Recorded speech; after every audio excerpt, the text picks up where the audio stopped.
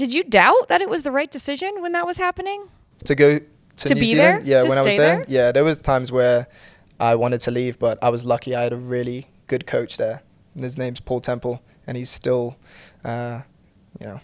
connected with me on social media today. And there's another coach as well called Jess Ebrom, who still is the exact same. So I've had like 2 coaches, but Paul Temple was there when I was going through that period where I couldn't play any games.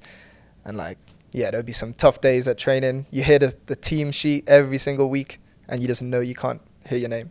So yeah, it was tough. That's wild. I give you props for staying in that, because you have to have such long-term vision.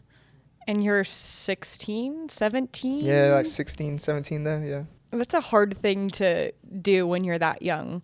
So kudos to you for sticking with that. And it ended up paying off in the long run, right? You talk about that mental side of things that you established then that you could bring with you to then come and play in the United States. Is that because you weren't playing in games? Were you like, I got to do something different? Or had you always wanted to come to the United States, add it to your list of places that you lived? No, again, it was a weird story. So towards my last year in New Zealand, it was like, okay, so what do I want to do? Am I going to stay and wait until I get New Zealand citizenship to try and play with the club? Because there's going to be some a period here where I won't be able to play if I'm going to try and do this. So it was either that, or I was clueless. I was like, I don't know what I'm going to do.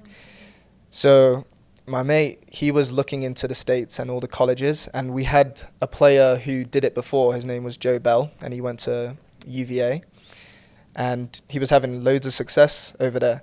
So we were a bit interested, and my mate, he was like, all right, just come with me to the library today, and we'll send out some emails to some colleges, and we'll put some stuff together, blah, blah, blah. We'll create a template, and then just create a highlight video. We'll send it off. And I went to the library and then made the email list, and then... Where are you getting these emails? Was Wake Forest on the list? Yeah, they were my number one. I looked at it, all the lists, how you have the rankings and you can see all the teams. Okay, that's how you picked. Yeah. Okay. I just picked the best That's amazing. 50.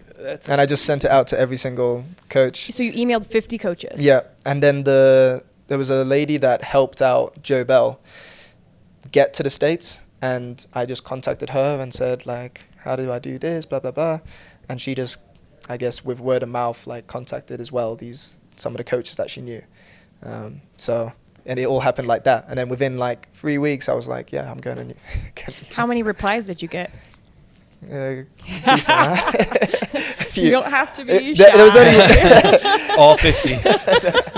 There was only one that mattered, and that was the Wake Forest. When I saw that one pop up, I was like, yeah, 100%, that's where I'm going. I went on a recruiting trip to Wake Forest.